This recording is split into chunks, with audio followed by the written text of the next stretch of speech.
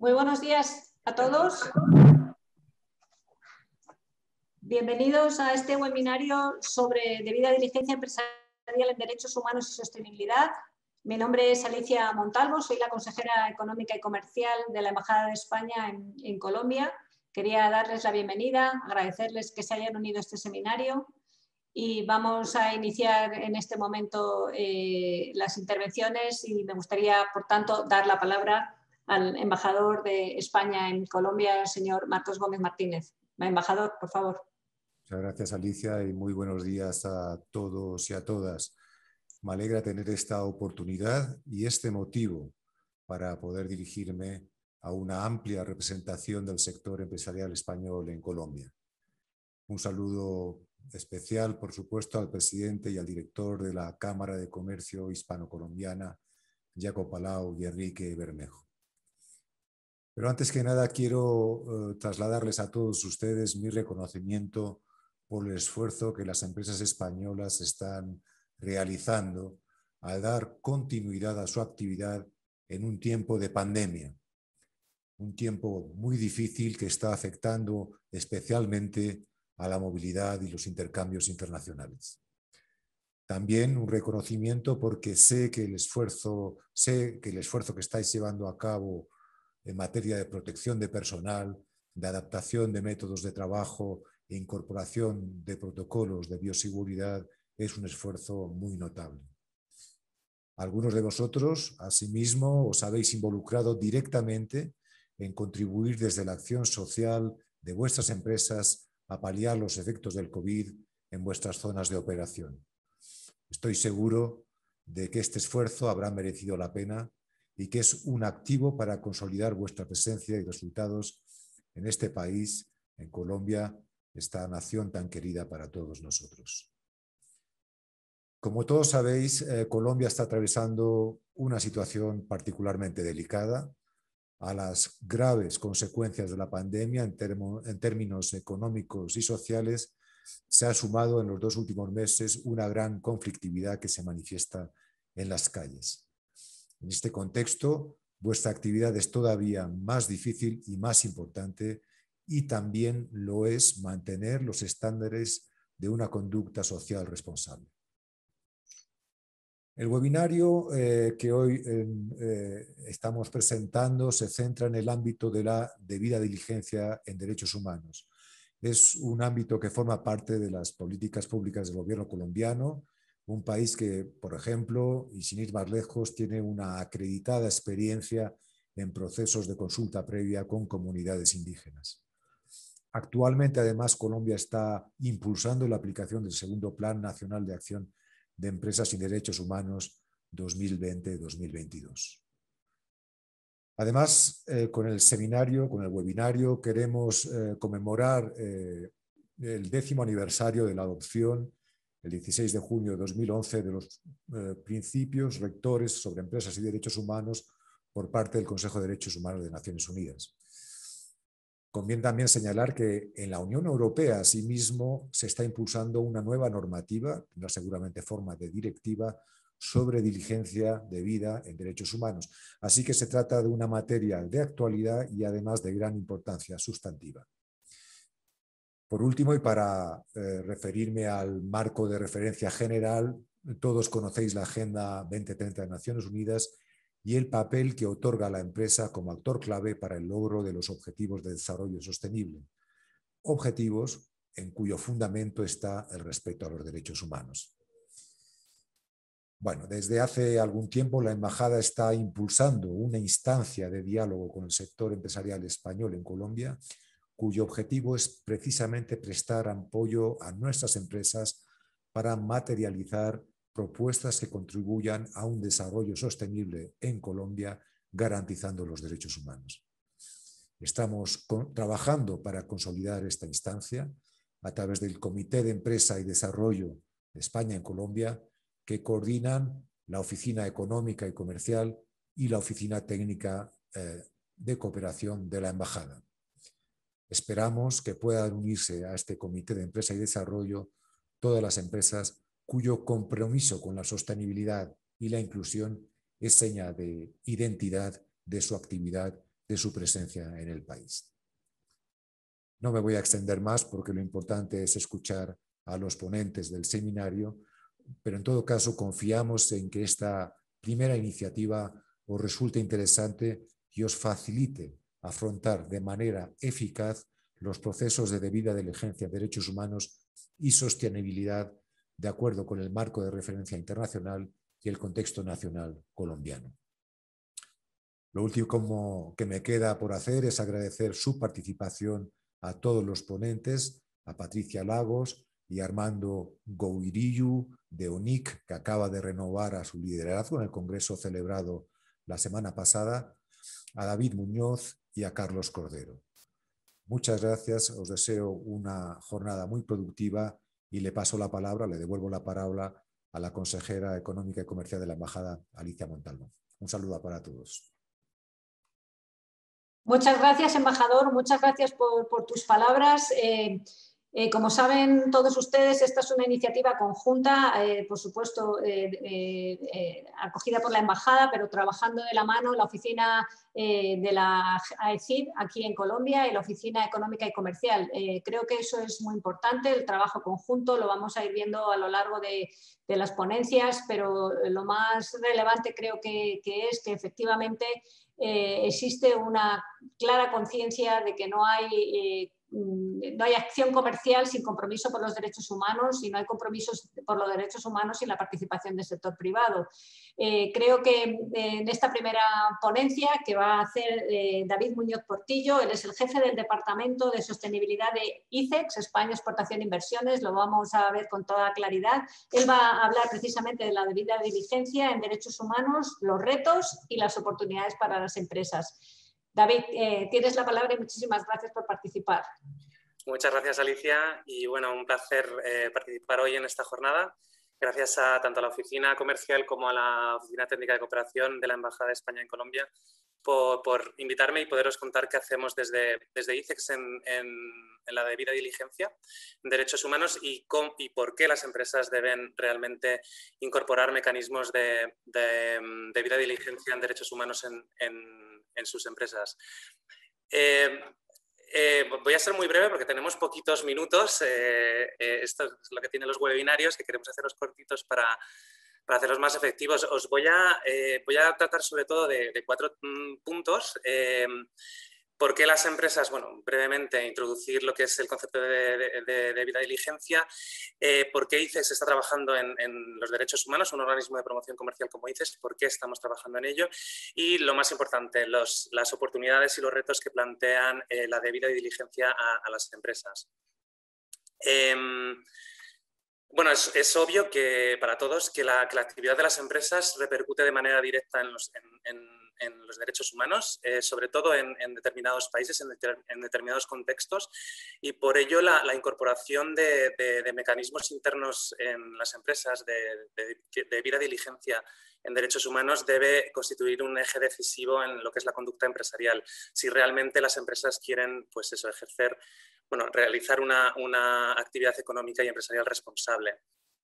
El siguiente ponente, me imagino, va a hacer un aterrizaje muchísimo más exhaustivo de lo que es diligencia debida, pero solo lo voy a mencionar para que los oyentes ya lo vayan teniendo un poco en mente. Es el proceso, la debida de diligencia en empresas en derechos humanos, es el proceso de identificación de los impactos adversos potenciales o efectivos, no solo los actuales, los reales, en la actividad empresarial, tanto en la actividad propia como en toda su cadena de suministro, sobre los derechos humanos y el desarrollo de mecanismos de prevención y mitigación de los mismos. Comentaba el embajador, hablaba de la Agenda 2030, es verdad que todos los asistentes identificaréis este logo. Las empresas están más habituadas a alinear su actividad a lo que es los objetivos de desarrollo sostenible, pero es verdad que este alineamiento no debe, lo menciono porque es algo que va intrínseco, que tiene que ir unido. No puede hacerse de espaldas a lo que es el respeto a los derechos humanos. Si no, el logro de los objetivos de desarrollo sostenible no sería posible y tiene que ser un mecanismo, tiene que ser un proceso que vaya de la mano. ¿Por qué ICEX? Un organismo como ICEX, un organismo de promoción comercial, trabajamos en derechos humanos que quizás a lo mejor es algo más propio de otros pero para las empresas podría ser más habitual que otros organismos trabajaran en ellos, como puede ser pues, la ECID, que está hoy con nosotros. Lo hemos abordado por 3 motivos fundamentalmente, que también los ha mencionado brevemente el embajador en la introducción. En la experiencia que tenemos nosotros trabajando en sostenibilidad, nos hemos dado cuenta que al colocar las empresas la debida diligencia en el centro del modelo de sus negocios, de su estrategia empresarial, estas no solo pueden gestionar, que lo veremos también más adelante, mucho mejor los riesgos y la reputación, evitar problemas de reputación con sus grupos de interés, sino que además constituye una potente estrategia empresarial y competitividad y obviamente para nosotros como ICEX una herramienta de internacionalización. Segundo motivo por el que estamos trabajando en ello, pues por los avances regulatorios que se están produciendo en materia de diligencia debida obligatoria en el ámbito de la Unión Europea. Es muy importante que ese matiz, que ya es obligatorio, ya no es una soft law como era antiguamente, bueno, hasta que se apruebe, sino que ahora va a ser obligatorio. Entonces, tenemos que apoyar a las empresas para crear un marco sólido, coherente y predecible para las empresas, para no crear confusión y sobre todo acompañarlas de forma previa para que la incorporación de estos mecanismos de diligencia debida sea, como decíamos, una herramienta de competitividad, se puedan posicionar mejor en los mercados, etc. Y luego, por último, porque somos administración pública, ICEX, y el papel de las administraciones públicas en el ámbito de la diligencia debida es fundamental, no es algo que no es una tarea única de las empresas, sino que los organismos públicos debemos acompañar a las empresas para realmente sensibilizarles, hacerles comprender mejor lo que implica la debida diligencia y, sobre todo, apoyarles, acompañarles en lo que es el establecimiento, la incorporación de mecanismos de debida diligencia de forma efectiva. ¿Cómo lo hacemos? Muy brevemente, pues tenemos una aproximación a la gestión, al igual que con la sostenibilidad. Nosotros vinculamos muchísimo la sostenibilidad, lo iréis viendo, la sostenibilidad con los derechos humanos. Hacemos una aproximación de la gestión de los derechos humanos con un enfoque de valor compartido. De esta forma ayudamos a las empresas a transformar sus negocios, a generar beneficio económico, pero también a contribuir a un impacto positivo a través de su actividad propia. No estamos hablando de filantropía ni de cooperación altruista, sino a través de su propia actividad empresarial, generar un impacto positivo tanto en la economía como en la sociedad como en el medio ambiente. Hemos hecho en ICEX una incorporación, un ejercicio de alineamiento y de incorporación de los ODS en nuestra estrategia de forma transversal. Lo veis en el gráfico que está a la derecha de la pantalla. Hemos identificado ODS prioritarios y identificado también 4 grandes esferas de impacto: sociedad, economía, medio ambiente y gobernanza. Esto lo hacemos por lo que he comentado también anteriormente, porque tenemos claro que incorporar la sostenibilidad y los derechos humanos en las estrategias empresariales ayuda a mejorar la competitividad de las empresas y por supuesto, constituye una potente herramienta de internacionalización. Nos hemos adherido en 2017 a la Red Española del Pacto Mundial. Esto es muy importante también que lo hagan las empresas, contar con un acompañamiento, con una guía y además somos miembros, hemos elevado nuestro nivel de ambición y somos miembros de su ejecutiva desde el año pasado. Justo vamos a hacer un año en unos días. Por ello también tenemos un especial compromiso en ICEX por cumplir y difundir los 10 principios del Pacto Mundial en materia de derechos humanos, medio ambiente, empleo y anticorrupción. Estamos convencidos que también el proceso de generación de alianzas es fundamental para realmente generar impacto en el ámbito de los derechos humanos y por ello colaboramos activamente con la Red Española del Pacto Mundial, con la Oficina de Derechos Humanos del Ministerio de Asuntos Exteriores y de Cooperación español, con organizaciones propias que trabajan en el ámbito de los derechos humanos, como pueden ser Business and Human Rights o Amfori. Y por último también lo que hemos hecho es diseñar programas y herramientas específicos dentro de ICEX para empresas españolas. Un ejemplo de ellos es el programa ICEX Impact en negocios inclusivos, que además en Colombia fue nuestro mercado piloto y nuestro mayor caso de éxito. Estamos orgullosísimos del trabajo que se está haciendo en la oficina comercial en colaboración con la ECID en este programa.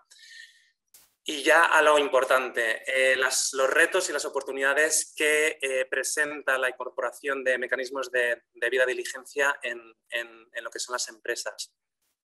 Oportunidades. Vemos clarísimos que supone una serie de beneficios para las empresas. El primero de ellos es el mayor control de riesgos y la reputación. El establecimiento de mecanismos de debida diligencia nos va a permitir identificar cuáles son los riesgos. Esto lo tenemos que además hacer de forma previa para que sea efectivo, no utilizar la debida diligencia como reparación de daños, sino que lo realmente efectivo es la identificación previa de estos riesgos y tratar de evitarlos. Esto además nos va a ayudar muchísimo a mejorar nuestra reputación y sobre todo a evitar esos riesgos reputacionales que pueden ocasionar muchísimos problemas en nuestras empresas en cuestión de beneficio, imagen, etcétera, que luego además es muy difícil el limpiarlos, ¿no? el solucionarlos. El segundo de los beneficios que identificamos, es la mejora de las relaciones con los grupos de interés. El establecimiento de un proceso de debida diligencia va a exigir procesos, si realmente lo queremos hacer de forma efectiva, procesos de diálogo con todos nuestros grupos de interés, y esto va a fortalecer la relación con las diferentes categorías de stakeholders que tiene la empresa. Acceso a la financiación. El respeto a los derechos humanos nos va a permitir acceder a muchas más fuentes de financiación, ya no solo financiación pública o proveniente de organismos de IFIs, de organismos internacionales, que también, porque casi siempre incluyen cláusulas sociales y medioambientales y sobre todo también de derechos humanos en la parte de las cláusulas sociales, pero también nos hemos dado cuenta que en los últimos años cada vez más inversores privados, grupos de inversión, están condicionando la inversión al respeto de los derechos humanos y al seguimiento de políticas, de estrategias empresariales alineadas con la sostenibilidad. Primero, porque son más fiables y segundo, porque se ha demostrado que son más rentables.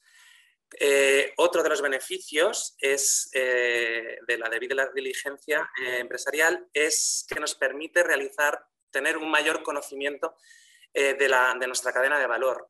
La debida diligencia, como decíamos al inicio, no solo es nuestra propia actividad, sino también de toda nuestra cadena de suministro, y el implementar de forma efectiva un mecanismo de debida diligencia en nuestra empresa nos va a exigir desarrollar procesos de evaluación profundos sobre nuestra cadena de valor, que nos va a permitir conocerlo mucho mejor, y esto nos va a dar muchísima más versatilidad, resiliencia ante posibles crisis.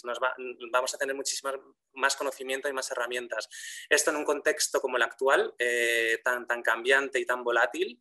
Un ejemplo claro ha sido la reciente crisis que tenemos de la COVID-19, pues el conocer muy bien nuestra cadena de valor nos va a permitir el ser muchísimo más versátiles y responder mejor a estos mercados volátiles.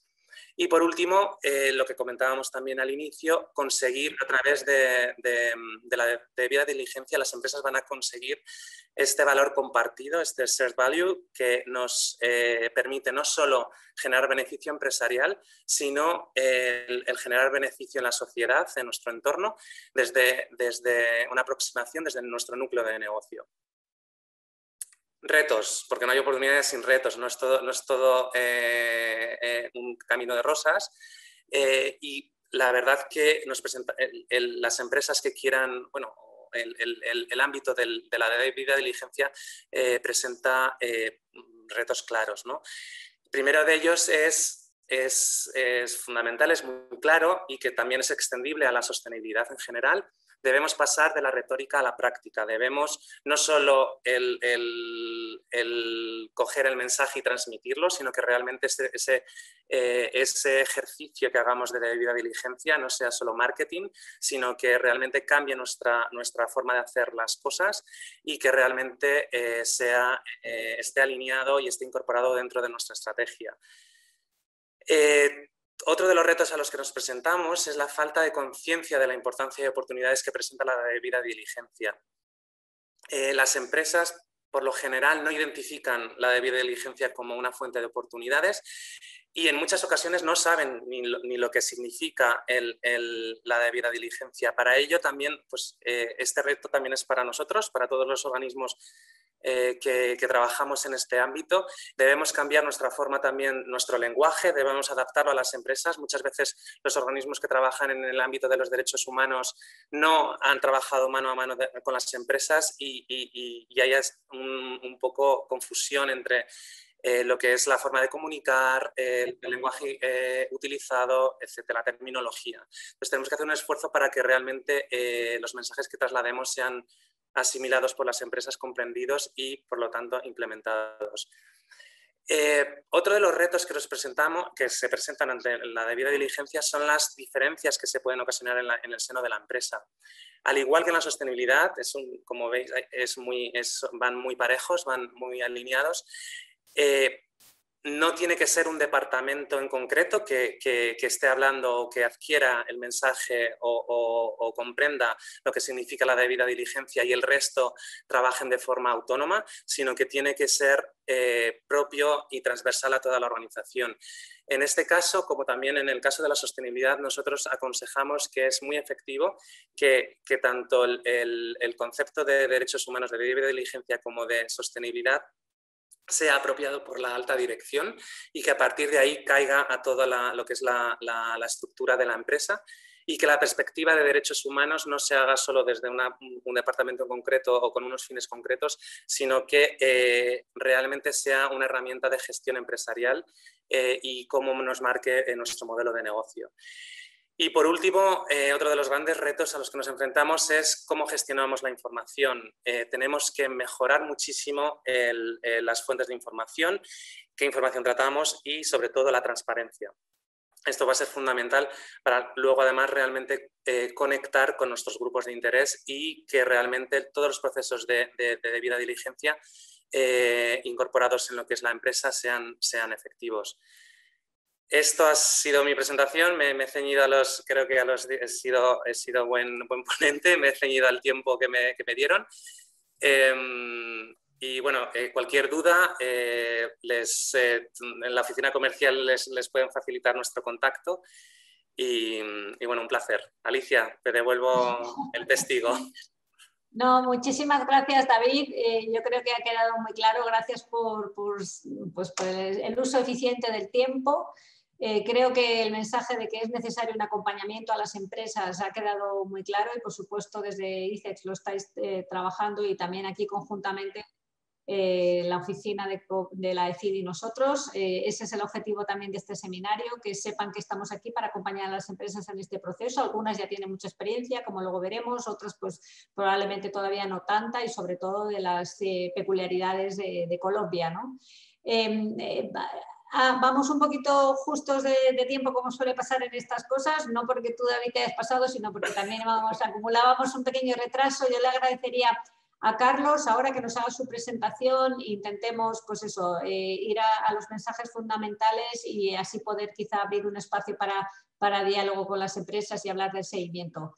Carlos, tienes la palabra. Muchísimas gracias y buenos días. Carlos, él es el director de Sustancia e Innovación Social, tiene una larga experiencia en temas de debida diligencia en derechos humanos y sostenibilidad y nos va a compartir una visión sobre las tendencias normativas tan importantes para este asunto. Muchas gracias, Carlos, y saludos, David.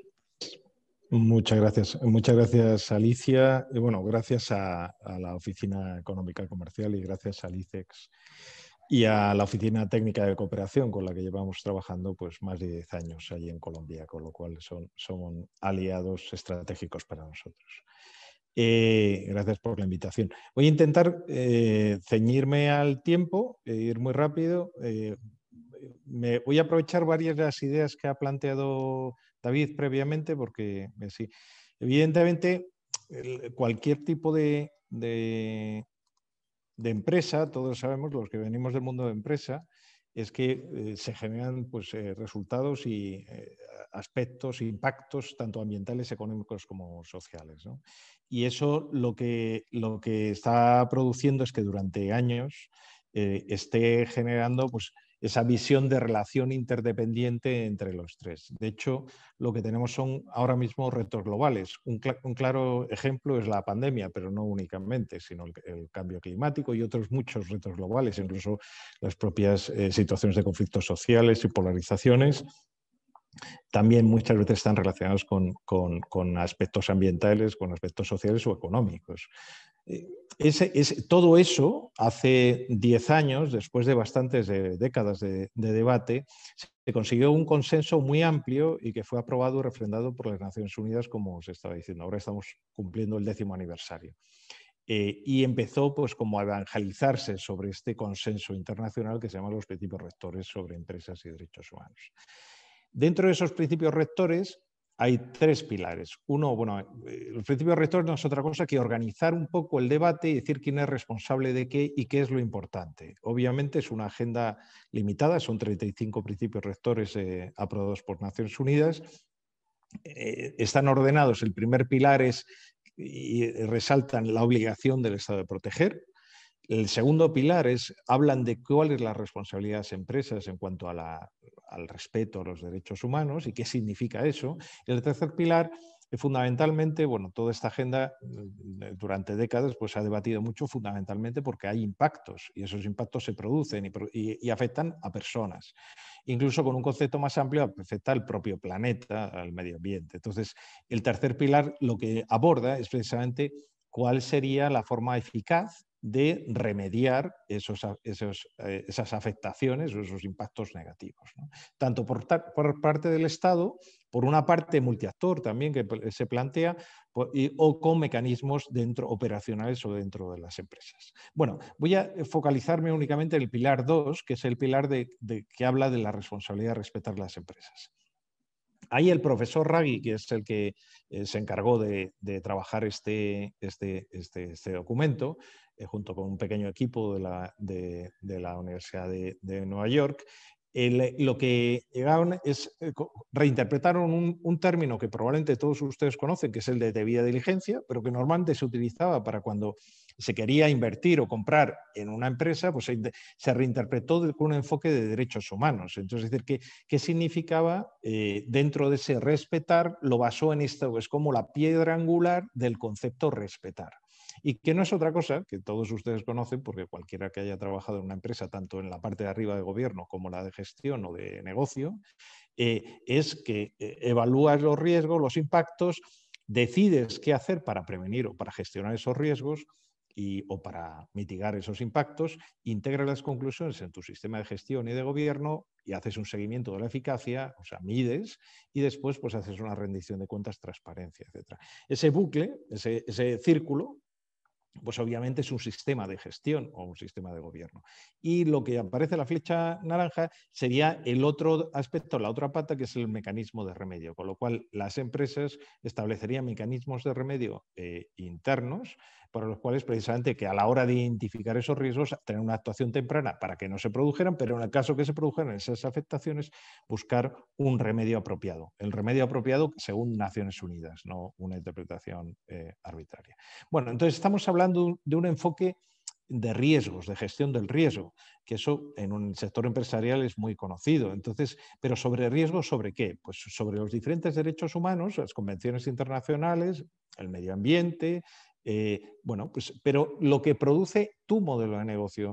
Obviamente cada empresa tiene un perfil de riesgo distinto, incluso la propia empresa, dependiendo del proyecto, de la inversión o el país, o de la tecnología que utilice, tendrá otro nivel de riesgo. Entonces, esto afecta directamente al modelo de negocio que tiene esa empresa, ¿no? ¿Y de qué manera, qué tipo de riesgos? Pues los riesgos, según Naciones Unidas, se pueden causar, o sea, pueden ser de como tres clasificaciones. Los que causa mi propio modelo de negocio, o sea, como yo hago mis actividades, los que se realizan, es el posible impacto cuando tú contribuyes por tus relaciones comerciales, o cuando no estás contribuyendo, pero sí tienes algún grado de implicación. Esos son los 3 niveles de riesgos o impactos que se pueden producir. ¿Y cómo se puede producir? Pues evidentemente no se limita únicamente a mi modelo de actividad en el sistema de la empresa, sino es en toda la debida diligencia, tiene un enfoque preventivo y con lo cual a través de toda mi cadena de valor, no solo de suministro, sino de valor, con lo cual es un enfoque transversal del modelo de negocio, cómo gestiono y prevengo esos riesgos. Bueno, todo esto, que les puede sonar natural y cercano, pues obviamente dependiendo de los países y a lo largo sobre todo de las últimas décadas, pues han ido surgiendo diferentes estándares voluntarios, pues el Global Reporting Initiative, el Pacto Global también, o los propios ODS, o incluso los Common Approaches de la OCDE, en fin, guías, etcétera. Pero también ha habido, dependiendo del territorio donde se realizan los negocios o las operaciones, pues hay diferentes normativas y presión regulatoria. Esa presión regulatoria ha evolucionado.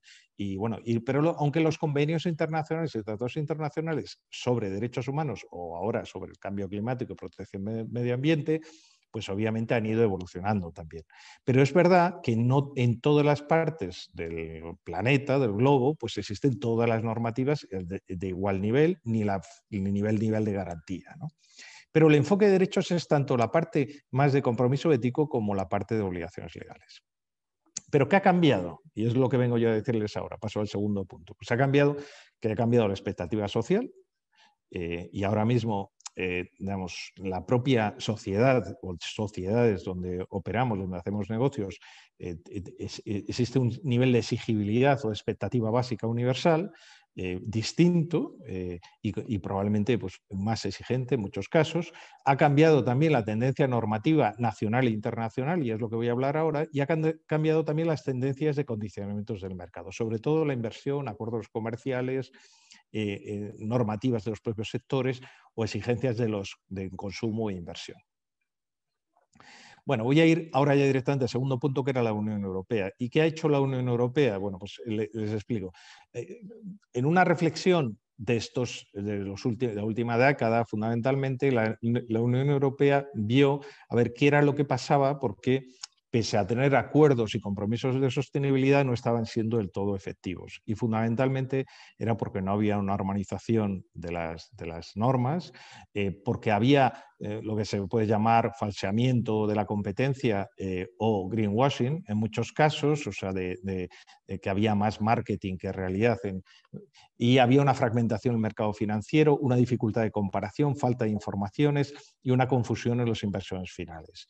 ¿Qué es lo que hizo la Unión Europea? Pues la Unión Europea hizo un plan de economía sostenible, un plan de acción que está en vigor, y lo que decidió es, voy a convertir, hay una parte, bueno, los propios principios rectores habla de hacer una combinación inteligente entre políticas mandatorias o normativas y políticas de incentivo.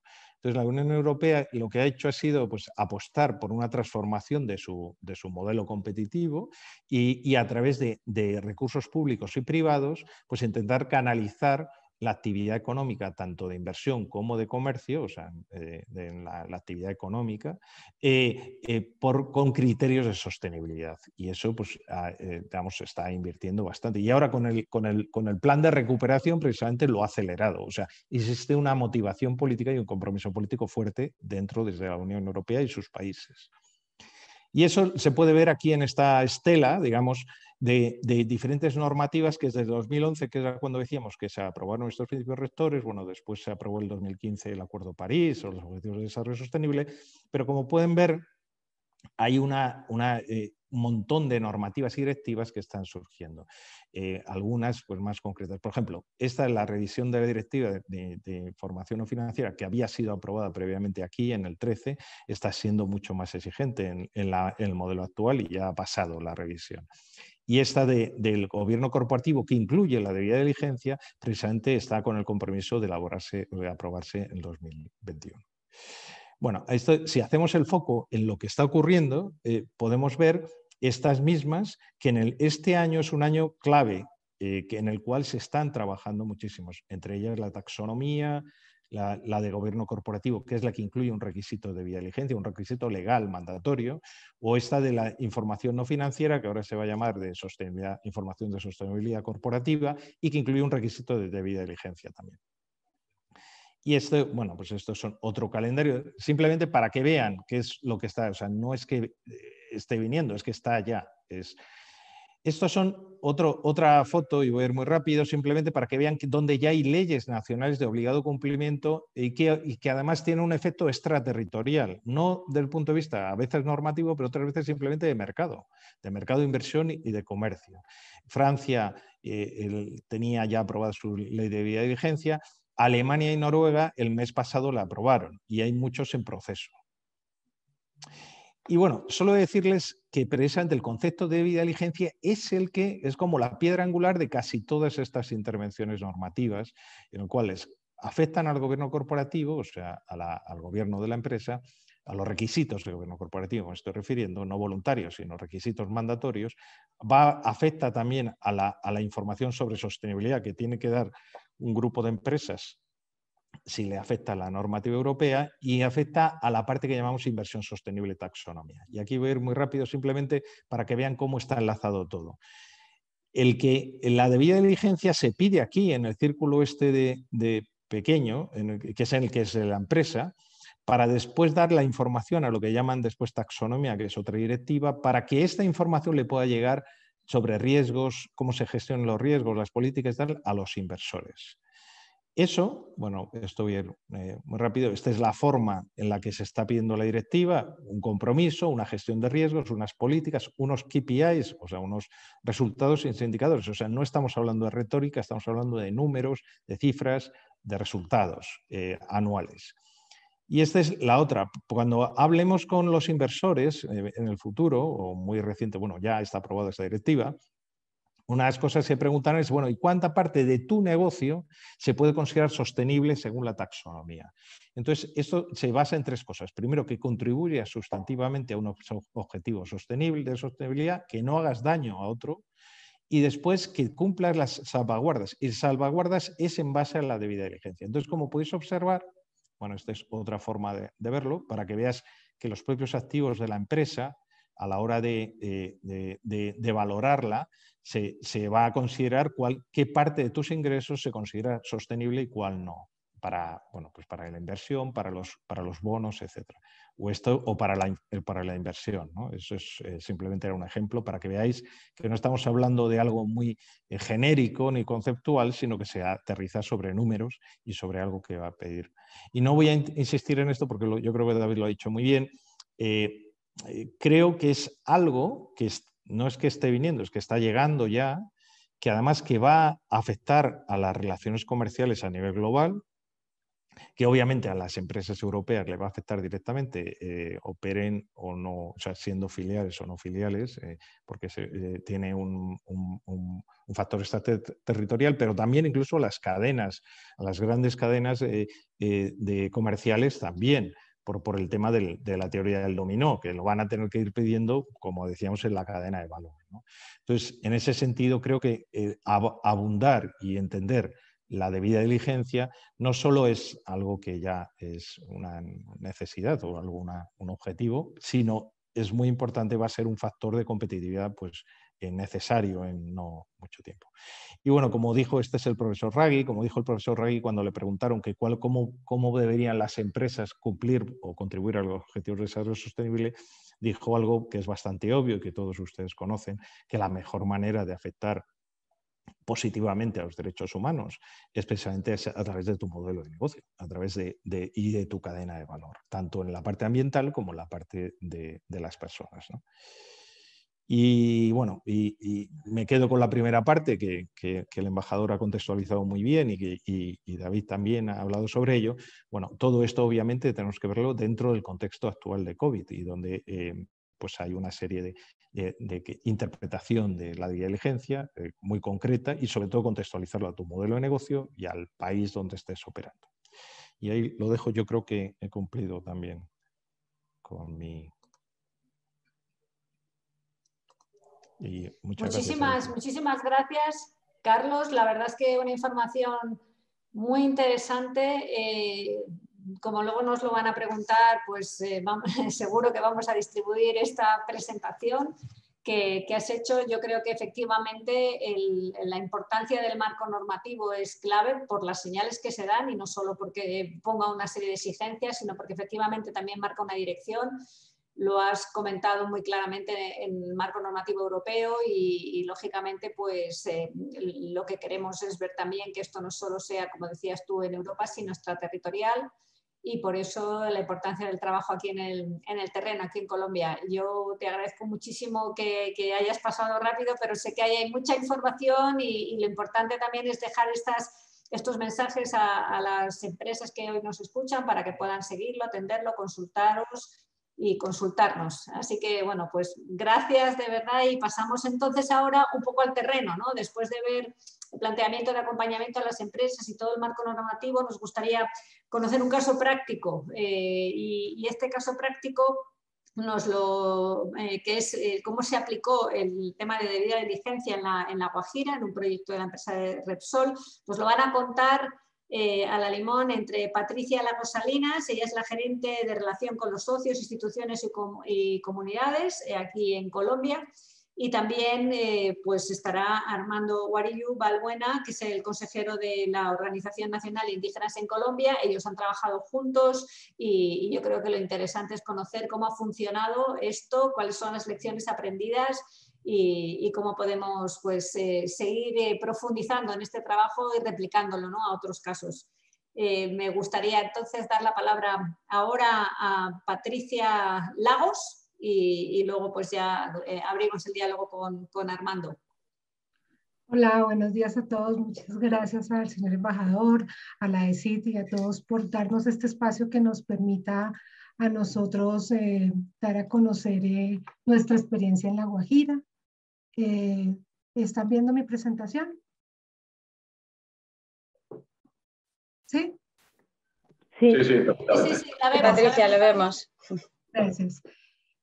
Bueno, yo voy a ir muy rápido porque creo que lo más interesante de este tema es escuchar a Armando y poder identificar cómo desde la Organización Nacional Indígena y él como miembro de esta comunidad indígena pues ha visto este proceso de construcción de debida diligencia en tema de derechos humanos.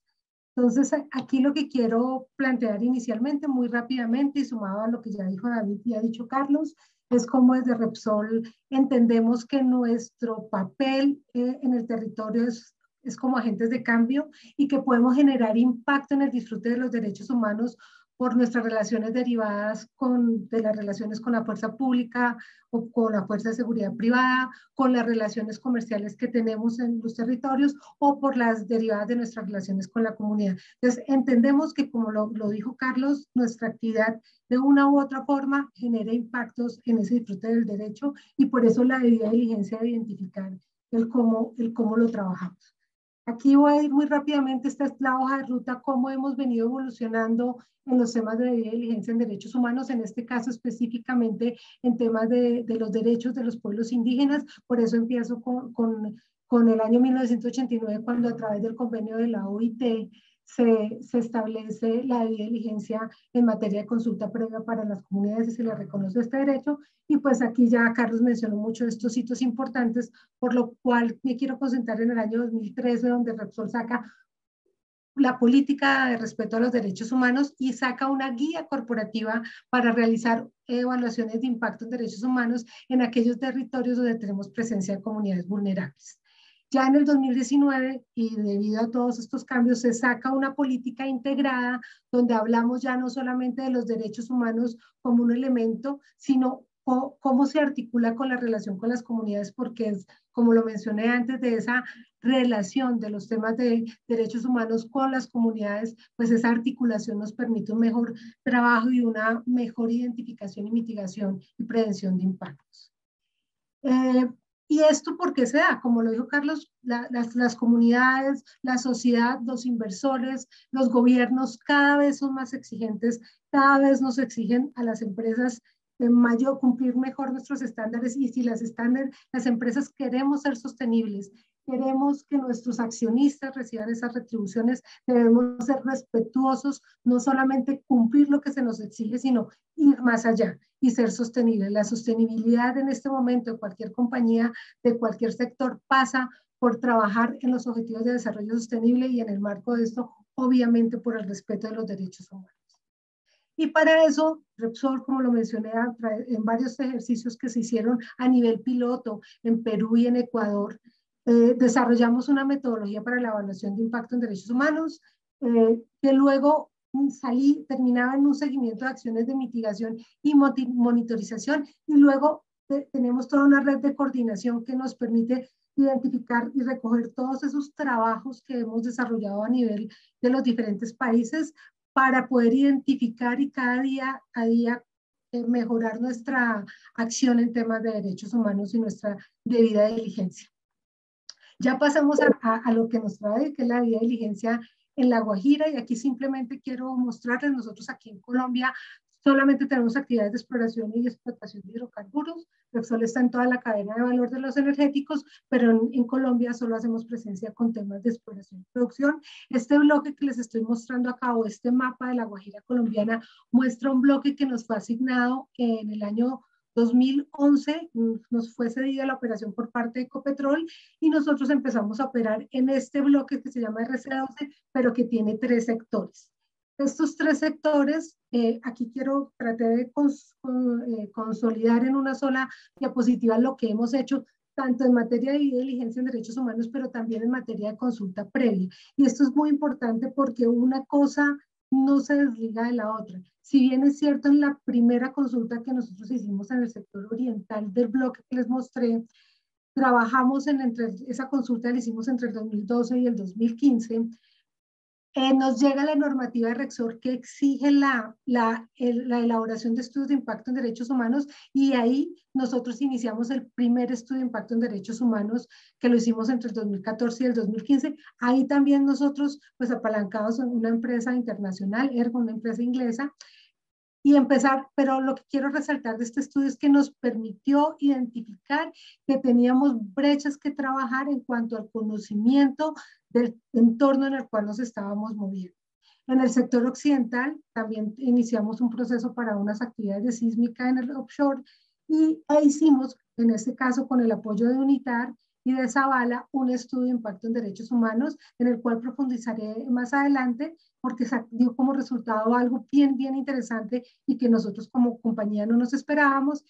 Y luego iniciamos otra vez, hicimos un estudio nuevamente de derechos humanos en el sector oriental, pero en este caso ya no para un pozo, ya no para una sísmica, sino para hacer un pozo. O sea, lo que quiero mostrar aquí es que para cada una de las actividades, 2 sísmicas offshore y un pozo, que era nuestro planteamiento realizar en estos bloques, pues hicimos unos estudios de impacto en derechos humanos con unos aliados estratégicos. Me concentro específicamente en el último espacio, donde en todo este trabajo que hicimos previo de estudios de impacto en derechos humanos, nos dimos cuenta que la Organización Nacional Indígena, y aprendimos y construimos, que son unos aliados maravillosos en el territorio. Qué mejor que la organización indígena trabajáramos con ellos conjuntamente el estudio de impacto en derechos humanos para identificar sobre todo esos impactos que nosotros con nuestro conocimiento y relacionamiento con el territorio no tenemos, porque no tenemos la misma cosmovisión del espacio.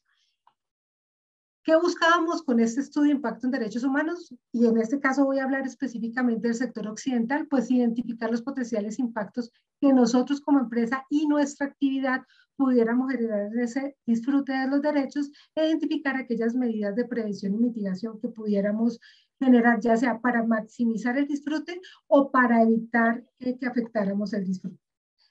Y aquí me quiero concentrar, vuelvo otra vez al mapa, ustedes lo ven allí, y el estudio de impacto en derechos humanos que hicimos del sector occidental del bloque, nos dio como resultado que con nuestra actividad sísmica podíamos afectar altamente y de forma negativa la cultura del pueblo wayuu.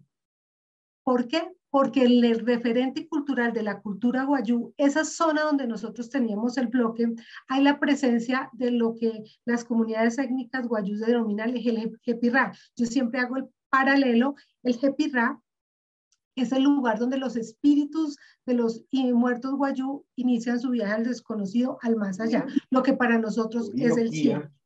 Norte, Centro Oriente y Occidente.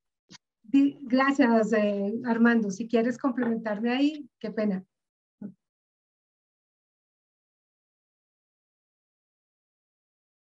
Bueno, sí. Esta situación, pues realmente ya le doy la palabra a Armando para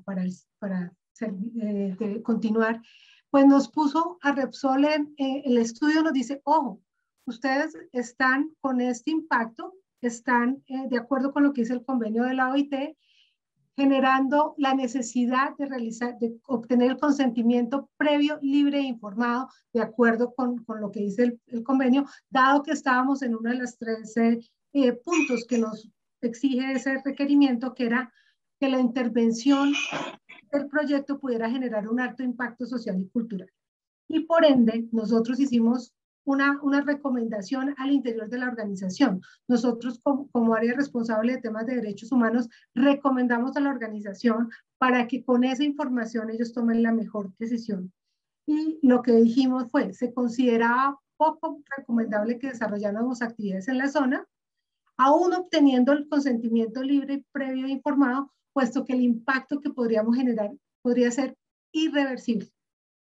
Y segundo, que aunque llegáramos a un acuerdo, nosotros veíamos que ese acuerdo sería muy frágil, porque ese impacto no solamente afectaba a las generaciones presentes, sino a las futuras de las mismas comunidades, y por ende podríamos ser un elemento que generara una discordia entre las comunidades. Entonces yo me quiero ya quedar con eso, Armando, para darte como la palabra, porque nosotros, digamos, en este proceso, y aquí lo dejo con este slide, identificamos varios puntos clave que debemos considerar cuando entramos a territorios, a cualquier territorio, sea indígena o no, porque nosotros somos visitantes en los territorios. Las empresas somos un visitante transitorio, no vamos a permanecer en el territorio, y por tanto las comunidades, conocer quiénes están allí, es la clave para el éxito de cualquier proyecto o para identificar riesgos a la compañía y tomar decisiones. Entonces, Armando, yo aquí ya te quiero dar la palabra a ti para que tú nos compartas, tú como líder, como parte de esa comunidad con la que trabajamos, hemos seguido trabajando, pues nos compartas y nos digas qué oportunidades de mejora nos ves, porque pues tenemos mucho por mejorar, pero también aquellas cosas que consideras que hicimos bien y que podrían ser replicadas por otras empresas. Adelante, Armando. Muchas gracias, Patricia. Encantada de saludarte. Gracias, Melissa. Bajo los principios de armonía, de equilibrio, para sonreír con responsabilidad, les cuento lo siguiente. La Organización Nacional Indígena de Colombia, UNI, está en todo el país y se encuentra conformada en 5 macroregiones: Amazonía, Orinoquía, Centro Oriente, el Caribe colombiano y el Occidente. Hace recientes días hicimos 5 congresos donde fueron elegidos en elecciones primarias 10 personas, un hombre y una mujer por cada región, con excepción del Caribe colombiano, que decidimos que la iniciativa intelectual y moderna debían ser 2 mujeres. De tal manera que después hicimos las elecciones secundarias y quedó un hermano de la nación de los Yagua, es de la Amazonía. Por primera vez en la UNI queda conformada por un líder indígena amazónico y 6 mujeres. Eso muestra un salto cualitativo en las relaciones de los pueblos indígenas con el gobierno y las empresas. Ahora bien, en Colombia, después de más de 13.000 procesos de consulta previa, en el caso de La Guajira tiene un significado especial particular porque allí desistimos un poco, de una u otra manera, de abandonar la línea jurídica de cada paso de las cosas.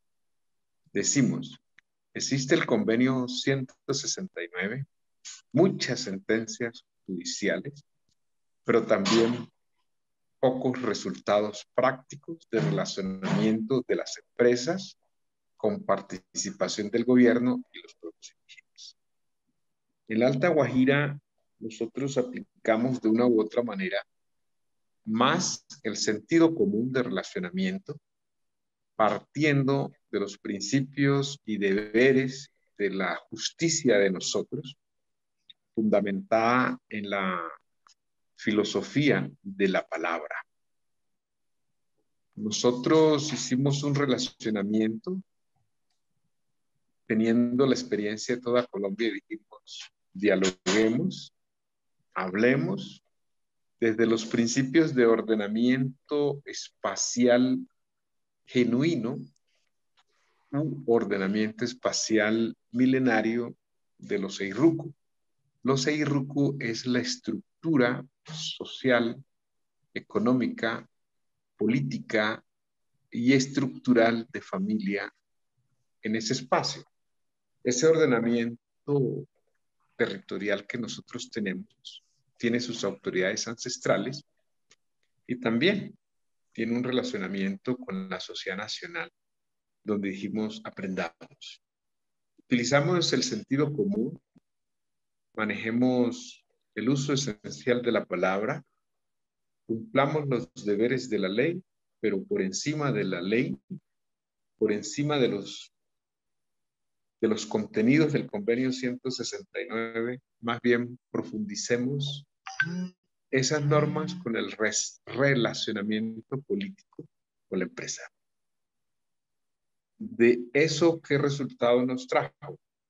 Uno, que hubiera un diálogo genuino entre empresa y nosotros, los pueblos indígenas, y donde el gobierno, de una u otra manera, cumplió lo que le corresponde hacer, apoyar los procesos de entendimiento de las empresas y los pueblos indígenas.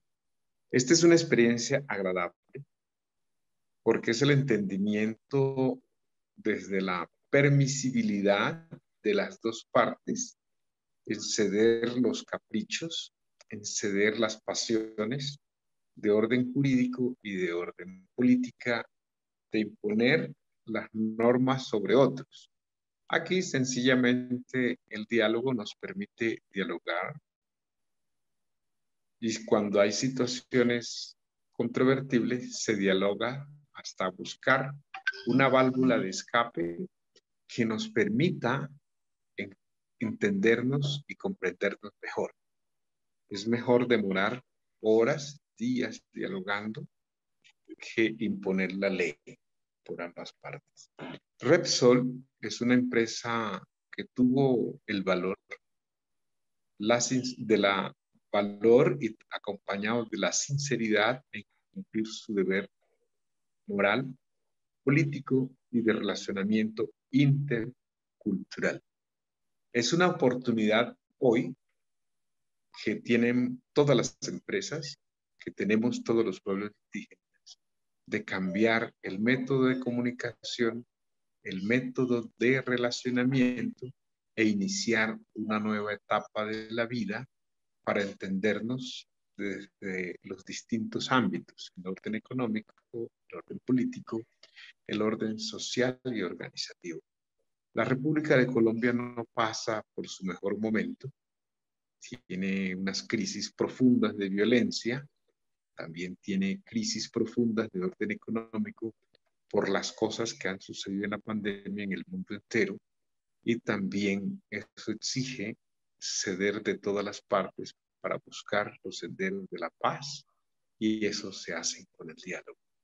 Qué buen momento es este evento para que nos entendamos mejor, para extender el relacionamiento de la Organización Nacional Indígena de Colombia, UNIC, con sus organizaciones regionales, donde están todos los pueblos, todos los territorios, y ahondar mucho más los senderos y los caminos de la paz, porque podemos entenderlos. Ya demostramos que eso es viable, ya demostramos que es posible, y la palabra es esencial, es fundamental, y tengamos confianza que ya iniciamos el derrotero y tenemos que continuar. Muchas gracias. Gracias, Armandito. Yo quisiera ahí complementar lo que ha dicho Armando con como nosotros como empresa, que vimos que hicimos tal vez diferente y fue parte de lograr este diálogo, como dice Armando, es que desde el primer momento la empresa asumió directamente el relacionamiento. O sea, teníamos una persona de la compañía, no era un contratista. Sobre todo en estas etapas tempranas de exploración, las empresas tendemos a contratar a terceros para desarrollar los estudios, los trabajos, lo que sea que necesitemos desarrollar. Y ahí creo que el tema diferente que hicimos es que desde el comienzo hubo una persona, no solamente en la compañía, sino con poder de toma de decisión en el terreno. Porque también una de las cosas que pasa muchas veces, y pasó muy al comienzo de esta relación, era que se hacían reuniones, se llegaban a acuerdos, pero con las características de los acuerdos tocaba como esperar, ir a hablar, entonces se sentía que no había realmente poder en la persona que estaba en el terreno para la toma de decisiones. Entonces creo que esa sería una de las cosas que resaltaría. Otra de las cosas que yo resaltaría mucho es conocer, yo siempre digo conocer para respetar. Es que si yo no conozco el territorio donde voy a ir, no conozco los usos y costumbres de ese territorio, pues con la mejor buena voluntad termino tal vez haciendo cosas que no son las mejores. Y aquí el uso del idioma es importante. Donde yo voy, en esta comunidad, el idioma era el Guayunaiki, por tanto, pues como empresa yo tenía que hacer la adaptación, no las comunidades a nosotros. Entonces creo que ahí hay un tema también a mencionar. Otro tema es potenciar las competencias de las comunidades. Yo lo decía en la semana pasada y lo repito, es increíble la cantidad de indígenas y las capacidades intelectuales, logísticas, de todo tipo que tienen las comunidades, pues hacer parte de todo lo que nosotros hacemos a los miembros de la comunidad. ¿Qué mejor que trabajar con ellos para construir algo que es en su territorio y donde nosotros necesitamos desarrollar los trabajos? El estudio de impactos de derechos humanos, definitivamente cuando uno ingresa con el sombrero de la consulta previa, que viene bajo un tema regulatorio no solamente internacional, sino nacional, tal vez no es tan fácil construir la confianza. Cuando tú realizas el estudio, entras simplemente a conocer cómo están las cosas en el territorio, y para nosotros como Repsol, los estudios de impacto de derechos humanos, la debida diligencia, el conocer qué tenemos en el campo antes de continuar con el proyecto, sin duda alguna es uno de los elementos claves para tener en cuenta, y es una herramienta que nos permite una mejor construcción de confianza en el territorio. Todo documentado. A mí jamás se me olvidará que Armando nos decía esos papelitos suyos, hablando de las actas, porque pues nosotros teníamos que dejar actas firmadas, es lo que nos exige la normativa. Entonces aquí decía, bueno, yo les firmo sus actas, pero ustedes cumplen con la palabra. Todo lo que se diga, así no esté escrito, se cumple.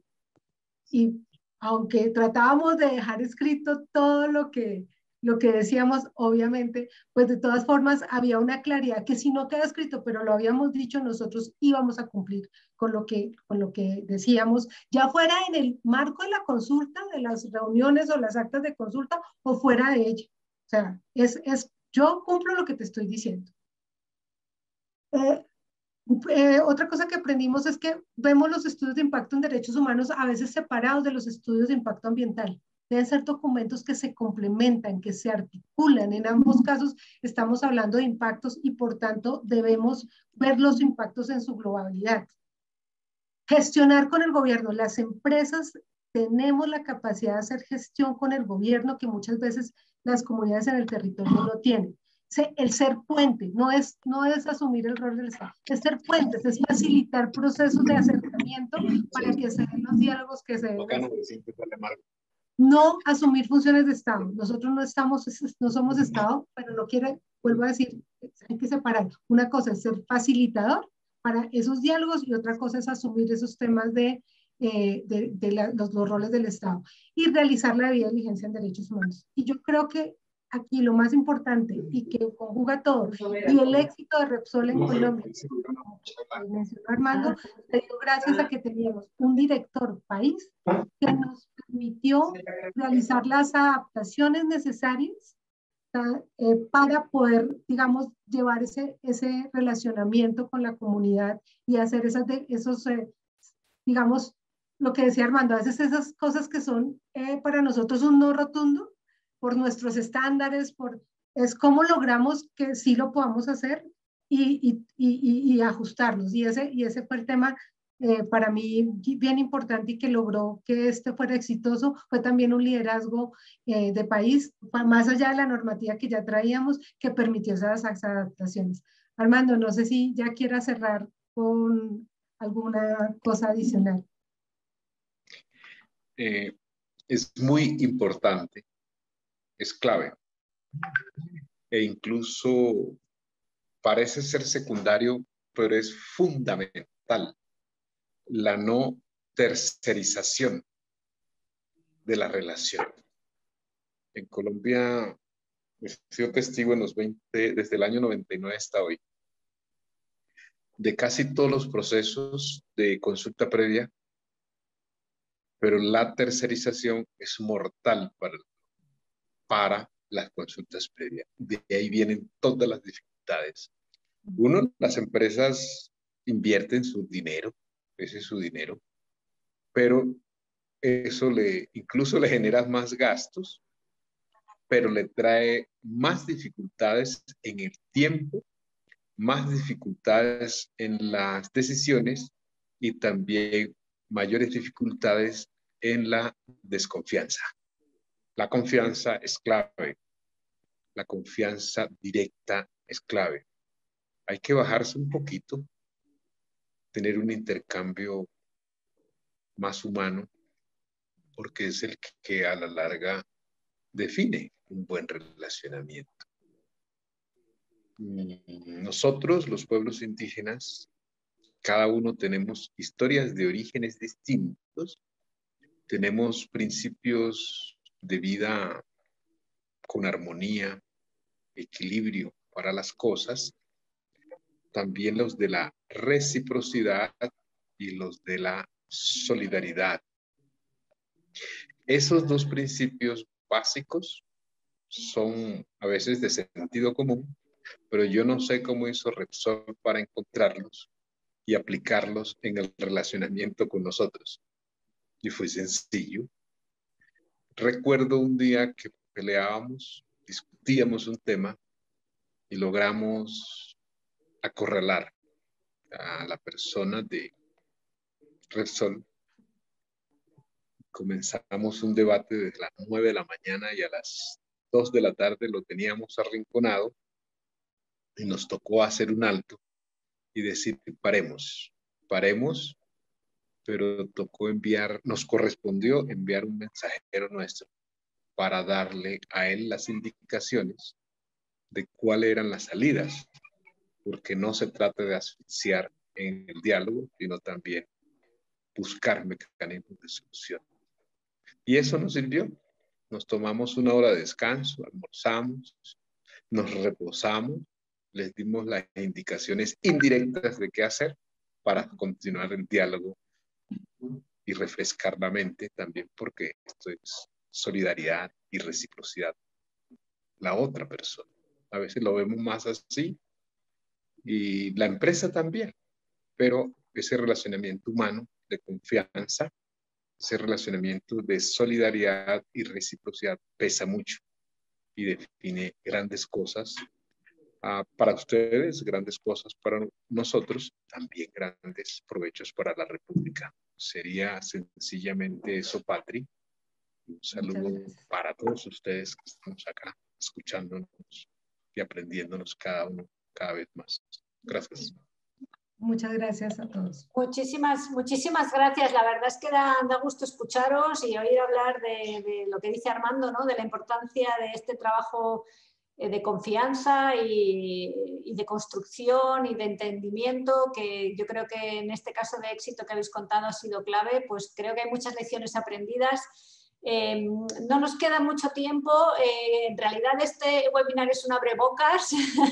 Lo que nos gustaría ahora pues es ir un poco cerrando. Si me lo permiten, sé que todos tienen muchas ocupaciones y para ello pues gracias Patricia, gracias Armando. Me gustaría darle la palabra ahora a Vicente Ortega. Él es el coordinador general de la Cooperación Española en Colombia. Bueno, ustedes le conocen todos muy bien y me gustaría que él, bueno, pues que de alguna forma es el inspirador también de todo esto, pues pudiera hacer unas palabras de conclusiones y luego pues ya me gustaría cerrar muy brevemente. Vicente, por favor.